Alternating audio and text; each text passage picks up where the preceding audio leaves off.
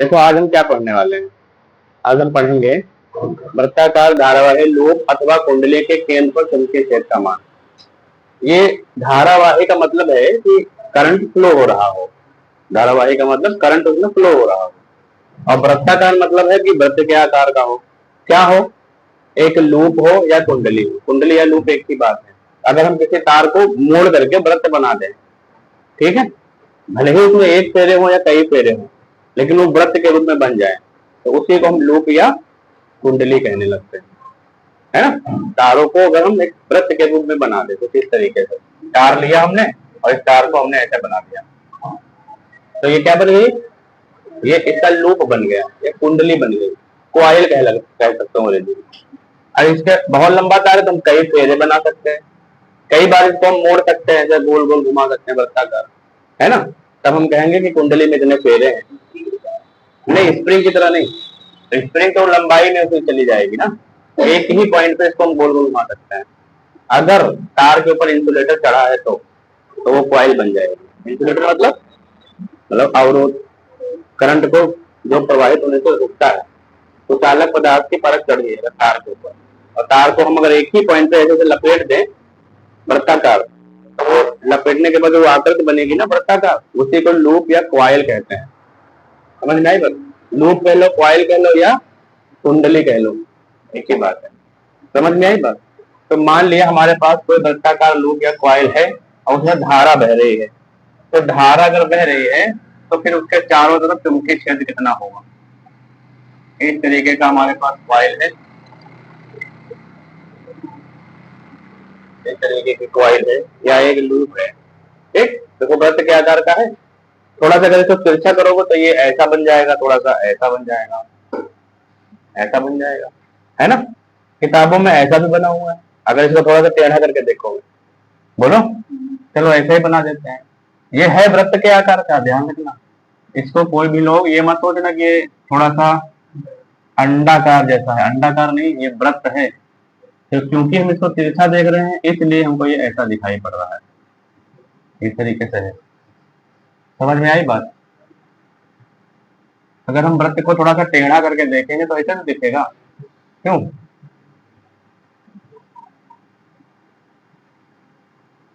ऐसा तो दिखेगा, बोलो। तो टेढ़ा कर दिया मैंने ऐसे। अगर सामने से देखोगे तो वृत्ताकार दिखेगा और साइड से देखोगे तो ऐसे दिखेगा। आई बात समझ में? ठीक। और इसमें धारा बह रही, करंट प्रवाहित हो रहा है इस दिशा में, ऐसे। इसमें आई धारा प्रवाहित हो रही है, ठीक। ये प्रवाहित हो यहाँ से एंटर कर रही है, इधर से बाहर आ रही है, ऐसे। तो क्योंकि ये कंडक्टर है और कंडक्टर के अगर चारों तरफ, उसमें कंडक्टर में अगर धारा प्रवाहित हो रही है, चालक तार में धारा प्रवाहित हो रही है, तो उसके चारों तरफ क्या उत्पन्न हो जाएगा? चुंबकीय क्षेत्र उत्पन्न हो जाएगा। तो इसमें भी तो चुंबकीय क्षेत्र उत्पन्न होगा, बोलो। चाहे वो तार सीधा हो चाहे वृत्ताकार हो, चुंबकीय क्षेत्र उत्पन्न करेगा, नहीं? बोलो। थोड़ा सा और अच्छा सा बना देते, दिखने में कंफ्यूजन न पैदा हो।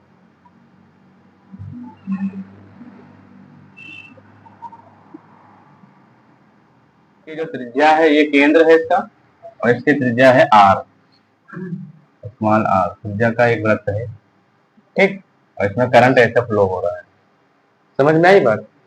और इसके चारों, इसमें जो है चुंबकीय क्षेत्र उत्पन्न होगा, तो इसके अंदर जो चुंबकीय क्षेत्र होगा वो सब एक समान होगा, ध्यान रखना। किसी वृत्ताकार लूप या कुंडली के अंदर जो, इसके अंदर यहाँ पर जो चुंबकीय क्षेत्र होगा वो एक समान होगा। अब चुंबकीय क्षेत्र की दिशा कैसे निकालोगे? हमने तरीके पढ़ा रखे हैं 3, है ना। तो अगर हमको केंद्र पर दिशा निकालनी है, यही पे तो चुंबकीय क्षेत्र का मान निकालना है, मान भी निकालनी है, दिशा भी हमको निकालनी है, ठीक। दोनों बातें हमको निकालनी है। बायो सेवर्ट का नियम, अब बायो सेवर्ट का नियम मैंने पढ़ा रखा है तुम लोगों को। बायो सेवर्ट का नियम होता है बी बराबर mu not upon 4 pi I delta L sine theta upon R square. ये हमको फार्मूला लगाना है इसमें, तभी हम केंद्र पर चुंबकीय क्षेत्र का मान निकाल पाएंगे। केंद्र को अगर हम ओ कह दें, ओ कह दिया मैंने केंद्र को, ठीक। तो हमको केंद्र पर चुंबकीय क्षेत्र का मान निकालना है, और दिशा भी। छोटा सा कोई अल्पांश है, छोटा सा अल्पांश, उसके कारण केंद्र पर चुंबकीय क्षेत्र का मान कितना होगा? तो छोटा सा अल्पांश हम यहां से यहां तक ले सकते हैं, ये एक छोटा सा अल्पांश है, जैसे बायो सेवर्ट पे मैंने छोटा सा अल्पांश लिया था, यहाँ पे हम एक डीएल लंबाई का अल्पांश ले सकते हैं। इस तरीके से डीएल लंबाई का अल्पांश है ये, ठीक। और हम इसमें भी तो करंट फ्लो हो रहा है, उसकी डायरेक्शन क्या होगी, यही तो होगी, ऐसे तो जाएगी करंट, इसमें ऐसे होगी। तो हम देखेंगे कि इस अल्पांश की वजह से, और इसमें धारा कितनी बह रही है, आई बह रही है। तो इस अल्पांश की वजह से इसके केंद्र पर, जो यहाँ से आर दूरी पर है, ये भी तो आर दूरी पर होगा, क्यों, ये मत सोचना कि ये दूरी ज्यादा होगी, क्योंकि ये केंद्र है ना, तो केंद्र से दूरी बराबर रहेगी, ठीक है। ये आर है तो ये भी आर है। ये अलग बात है कि थोड़ा सा तिरछा है, इसलिए तुमको ये दूरी ज्यादा लग रही है। समझ में, किसी वृत्त को टेढ़ा देखेंगे तो ऐसे दिखाई पड़ेगा। चेक करके देख लेना चाहे तो ये आर दूरी है, आर दूरी पर एक बिंदु ओ है, ओ पर हमको चुंबकीय क्षेत्र का मान निकालना है। तो बायो सेवर्ट का नियम नहीं लग सकता है ना। तो हम यहाँ लेंगे अल्पांश डीएल के कारण, अल्पांश डीएल के कारण पी पर, पी नहीं ओ पर, ओ पर यानी कि केंद्र पर, है ना। अल्पांश डीएल के कारण ओ पर या केंद्र पर चुंबकीय क्षेत्र का मान, चुंबकीय क्षेत्र का मान। अभी हम दिशा के बारे में भी बात करेंगे। और ये एक वृत्ताकार लूप है, ये भी लिख लो यहाँ पर, वृत्ताकार लूप, धारावाही, धारावाही मतलब इसमें धारा बह रही है, धारावाही वृत्ताकार लूप है ये जो मैंने बनाया, तार का बना हुआ है, ठीक है। तो चूंकि छोटा सा तुमने अल्पांश लिया है डीएल, तो जो चुंबकीय क्षेत्र होगा इसकी वजह से तो वो भी तो कम होगा, क्यों, लंबाई बढ़ती जाएगी, चुंबकीय क्षेत्र का मान बढ़ता जाएगा, क्योंकि चुंबकीय क्षेत्र लंबाई के समानुपाती होता है बायो सेवर्ट के अनुसार। तो अगर लंबाई छोटी होती जाएगी, चुंबकीय क्षेत्र भी छोटा होता जाएगा। तो अगर डीएल लंबाई का होगा तो चुंबकीय क्षेत्र भी बहुत छोटा होगा। अगर यहाँ पर डीएल लंबाई के लिए हम चुंबकीय क्षेत्र निकालेंगे तो इसका भी मान बहुत कम होगा, जिसको हम डी भी कह सकते हैं, कह सकते कि नहीं। तो यहाँ पर डीएल लंबाई के कारण चुंबकीय क्षेत्र अगर निकालेंगे तो जो चुंबकीय क्षेत्र होगा बहुत छोटा होगा, तो उसको हम डी भी कह सकते हैं, छोटे के लिए डी का इस्तेमाल कर सकते हैं ना। तो डी भी बराबर, क्योंकि पूरे के लिए हम डी मान लेंगे, पूरे के लिए तो निकालना है, यहाँ पर पूरे तार के लिए बताओ चुंबकीय क्षेत्र का मान कितना होगा, यही क्वेश्चन कह रहा है, यही हमारा हेडिंग है, यही मेरा पर्पज है। लेकिन हम क्या करेंगे, पहले हम थोड़ा सा निकालेंगे, तो थोड़े के लिए, थोड़ी लंबाई के लिए तो थोड़ा ही चुंबकीय क्षेत्र रहेगा ना, तो थोड़े को हम डी भी लिख सकते हैं। और एक बात और ध्यान रखो, बायो सेवर्ट का नियम लगाने जा रहे हो ना, तो इसको हम चाहो यहाँ पे लिख दो, बायो सेवर्ट के नियम से, यहाँ लिख दो बायो सेवर्ट के नियम से।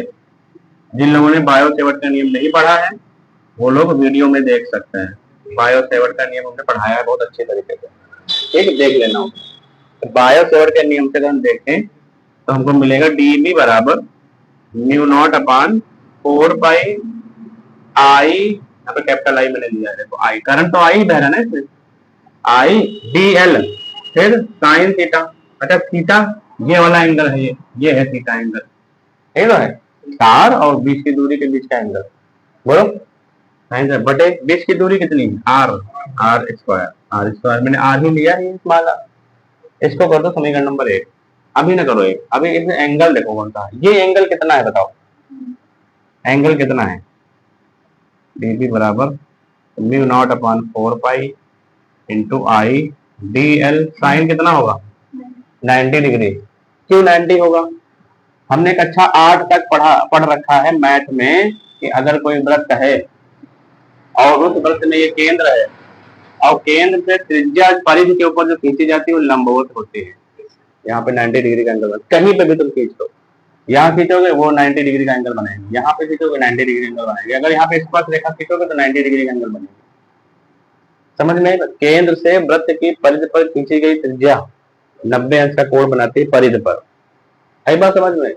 तो क्या ये वृत्त नहीं है, तो ये त्रिज्या खींची गई है, तो ये भी तो यहाँ 90 अंश का कोण बनाएगी, तो थीटा का मान 90 हो जाएगा, तो थीटा बराबर 90 अंश, और जब थीटा बराबर 90 अंश रखोगे तो कितना मान बनेगा, ओवरऑल आंसर आएगा डी बी बराबर mu not upon 4 pi into I d L बचेगा और बटे आर स्क्वायर, इसको बोलो समीकरण नंबर 1। ये आएगा इतने के लिए चुंबकीय क्षेत्र का मान डीएल के लिए। कहां पर? केंद्र पर, केंद्र पर। ठीक, समझ में आ रही बात? यहाँ पे देखो मैंने केंद्र पर लिख रखा ब्रैकेट में, कोई भी कंफ्यूज नहीं होना। अब देखो, अब हम दिशा बात कर लें, दिशा की बात कर लें, तो दिशा क्या होगी यहाँ पर? देखो दिशा क्या होगी, 3 नियम मैंने पढ़ाए थे, कोई एक नियम लगा सकते हो। कौन सा नियम लगाया बताओ? चुंबकीय क्षेत्र की दिशा ज्ञात करने के 3 नियम पढ़ाए थे। मैक्सवेल, इसमें मैक्सवेल का दक्षिणावर्ती पेंच का नियम लगाओ, मैक्सवेल के दक्षिणावर्ती पेंच का नियम। ठीक, बोलो। तो मैक्सवेल के दक्षिणावर्ती पेंच का नियम, अपने अगर दाएं हाथ से पेचकस को पकड़े और पेंच को कसने की दिशा में घुमाएं और पेंच की नोक धारा की दिशा में रखो, तो हमारा अंगूठा जिस तरफ घूमेगा वही में जो है चुंबकीय क्षेत्र की दिशा होगी। यही तो है मैक्सवेल का दक्षिणावर्ती पेंच का नियम। बोलो। तो ये दायां हाथ है और हम अपने इस पेचकस को किधर रखेंगे? पेंच की नोक पे किधर रखेंगे? धारा की दिशा में। धारा की दिशा बह रही है ए दिशा में, तो इस दिशा में रख दिया मैंने, रख दिया। अब पेंच को कसेंगे किधर? इधर के किधर? इधर की तरफ घुमाएंगे, बाहर की तरफ घुमाएंगे। ऐसे कसता है ना, ऐसे क्लॉकवाइज। तो क्लॉकवाइज इसको घुमाएंगे, तुम्हारा अंगूठा कहाँ जा रहा है बताओ? बाहर की तरफ, यानी कि इस बिंदु पर चुंबकीय क्षेत्र की दिशा बाहर की तरफ। आया समझ में? नहीं आया तो दूसरा तरीका बताएं। दाएं हाथ के अंगूठे का नियम लगा दो। चाहे दाएं हाथ के अंगूठे का नियम क्या कहता है कि हम अपने इस अंगूठे को और चारों इन अंगुलियों को कुछ इस प्रकार व्यवस्थित करें कि अंगूठा चालक की दिशा में हो, धारा की दिशा में हो, तो उंगलियां जब चारों तरफ लिपटी होंगी वो चुंबकीय क्षेत्र की दिशा को बताएंगे।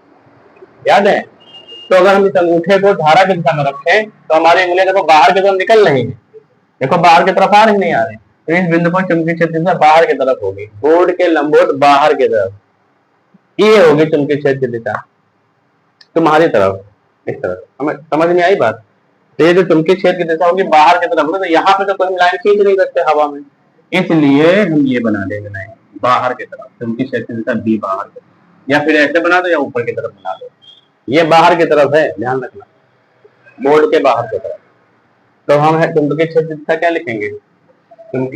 यहाँ पे लिखेंगे केंद्र पर, केंद्र पर नियम लगा के देखो मैंने निकाला है। अगर किसी को भी डाउट हो, ना समझ में आओ तो पूछ लेना। चुंबकीय क्षेत्र की दिशा बाहर की ओर, ऐसे लिख लो, तल के बाहर की ओर, तल से लिख लो बाहर की ओर। तो हमको दिशा भी पता चल गया और डीएल लंबाई के कारण चुंबकीय क्षेत्र का मान भी पता चल गया। लेकिन हमको तो निकालना है पूरे के लिए ना, तो क्या करेंगे, इस तरीके के मान लेंगे। बहुत सारे अल्पांश हैं इसके ऊपर, है ना, और सबके लिए अगर हम चुंबकीय क्षेत्र का मान निकालने बैठे तो यही तो मान आएंगे सबके लिए। इसी तरीके से एक और अल्पांश ले सकते हो, इसी तरीके से कई अल्पांश ले सकते हो, नहीं ले सकते हो, और सबके लिए यही मान आएंगे कि नहीं आएंगे? बोलो, यही मान। यहाँ पे लिखेंगे चूंकि प्रत्येक अल्पांश के लिए, प्रत्येक अल्पांश के लिए, प्रत्येक अल्पांश डीएल के लिए, डीएल के लिए ओ पर चुंबकीय क्षेत्र का मान ही, एक ही मतलब इतना ही होगा, इतना ही, एक ही मतलब डीबी ही होगा। समझ गए? एक ही मतलब एक नहीं, एक ही मतलब ये मान होगा ये सबके लिए। अगर सबको हम डीएल डीएल काट लें और फिर सबके लिए अगर निकालें तो सबका मान यही होगा केंद्र पर, है ना। हाँ, समीकरण एक की तरह होगा, एक ही होगा या होता है लिख दो। तो हम लिखेंगे इसलिए, तो इसलिए क्या करेंगे हम, पूरे चालक तार के लिए, है ना, पूरे कुंडली लिख लो, पूरी कुंडली के कारण, पूरी कुंडली के कारण केंद्र ओ पर चुंबकीय क्षेत्र, वैसे हम लैंग्वेज बहुत कम लिखवाते हैं, लेकिन जहां जरूरत होती है वहां तो लिखवाना पड़ेगा ना। अब हम माना एक तार ले लिया, उसको वृत्ताकार मोड़ दिया, इस तरीके की बातें लिखने से क्या मतलब, समझा तो दिया ना मैंने। चित्र जरूर बनाओ, सारी बातें चित्र से ही पता चल जाते हैं। ठीक, पूरी कुंडली के कारण केंद्र पर चुंबकीय क्षेत्र, तो वो जो होगा वो बी होगा ना। इस तरीके के छोटे छोटे अल्पांश जो होंगे उनका सबका सिग्मा होगा कि नहीं होगा, बताओ। जब कोई चीज बार बार रिपीटली और सेम मान जुड़ रहे होते हैं, सेम मान जब जुड़ रहे होते हैं, बार बार आगे उसी चीज को रिपीट कर रहे होते हैं, तो हम यहाँ पे सिग्मा लगा देते हैं। ये शब्द मैंने वहां संध के नियम में बताया था कि सिग्मा का मतलब क्या होता है, बीजगणितीय योग होता है सिग्मा। तो यहाँ पे भी डीबी डीबी डीबी बहुत सारे होंगे, तुमको सबको जोड़ रहे होंगे ना, तो वो भी तो बीजगणितीय योग है। तो बीजगणितीय योग के हमने बार बार डीबी डीबी ना लिख करके सिग्मा लगा दिया। आई बात समझ, बोलो अब क्या करेंगे। अब हम बी बराबर समीकरण 1 से मान रख देंगे डीबी का, तो ये लिख देंगे सिग्मा और डीबी का मान म्यू नॉट, ये देखो लिखा है डीबी का मान mu not upon 4 pi into I d L upon R square, है कि नहीं। तो ये समेशन है, इसको सिग्मा पढ़ते हैं, समेशन इसको कहते हैं, पढ़ते इसको सिग्मा शॉर्ट में। समझ में आ रही बात, इसका मतलब होता है जोड़ना, बहुत सारे मान को जोड़ना। ठीक, अब देखो, अब यहाँ पर जो कांस्टेंट मान होते हैं, कांस्टेंट मान को हम बाहर कर देते क्योंकि वो तो फिक्स मान है। जो वेरी कर रहे होती है वैल्यू, उसका समेशन हो जाएगा।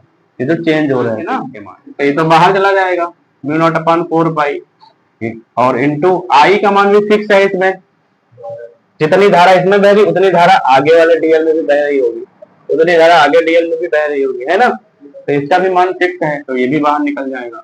और नीचे आर स्क्वायर का भी मान फिक्स है, त्रिज्या हर एक डीएल के लिए त्रिज्या का मान दूरी बीच की जो है वो फिक्स है या नहीं है। इस डीएल के लिए आर उतने ही, जितना यहाँ डीएल लोगे उतनी आर यहाँ भी रहेगा, यहाँ डीएल लोगे वही आर सेम रहेगा। ये भी तो कांस्टेंट के फॉर्म में आ गया, तो इसको भी बाहर कर दिया। अब जो बचा उसका कर दो समेशन डीएल, डीएल के मान को हम जोड़ेंगे। भाई बहुत सारे टुकड़े होंगे ना सबको, तो सब टुकड़ों में हमको क्या जोड़ना होगा, लंबाई ही तो जोड़ना होगा। तो डीएल जो है वेरी कर रहा है, बाकी सब कांस्टेंट उनको बाहर कर दिया। अब सब डीएल को जब जोड़ दोगे तो क्या बनेगा, इस वृत्त की पूरी परिधि की लंबाई नहीं आ जाएगी।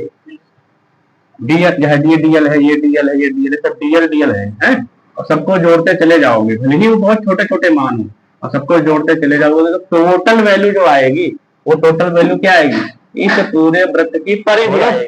तो परिधि आएगी, यानी कि सिग्मा डीएल का मान कितना आएगा, परिधि का मान कितना होता है, वृत्त की परिधि बराबर कितनी होती है 2 पाई आर। परिधि या सर्कमफेरेंस कह लो या पैरामीटर कह लो, है ना, पैरामीटर ऑफ सर्कल। परिधि तो पढ़ा होगा ना, ये वृत्त है, ये वृत्त है, तो वृत्त के एक बिंदु से पूरा चक्कर ऐसे लगाने के बाद यहाँ वापस आ जाओ, तो इस लंबाई को कहते हैं परिधि। इसका मान होता है 2 पाई आर, अगर इसकी त्रिज्या आर है तो। ठीक, तो बताओ यहाँ पे परिधि तो आएगी पूरी, अगर पूरा सबको जोड़ते चले जाए डीएल डीएल को, तो सिग्मा डीएल बराबर हो जाएगा 2 पाई आर, ये तो लिखना ही पड़ेगा, गुणे 2 पाई आर। आर क्यों, क्योंकि स्मॉल आर देखो त्रिज्या है, जो त्रिज्या होगी वही उनको यहाँ लिखना होगा। आई बात समझ में। इसके बाद क्या करेंगे, बी बराबर, देखो कुछ कट रहा है क्या, आर से आर स्क्वायर कट जाएगा, 2 एकम 2, 2 दूनी 4, पाई से पाई कट जाएगा, कट गया ना, क्या बचा mu not upon mu not I, और ऊपर तो है नहीं, अपान 2r। यही तो इसका मात्रा क्या होता है, अलिया न्यूटन प्रति एम्पियर मीटर, चुंबकीय क्षेत्र का मात्रा। तो ये आ गया केंद्र पर चुंबकीय क्षेत्र का मान, केंद्र पर चुंबकीय क्षेत्र का मान आ गया।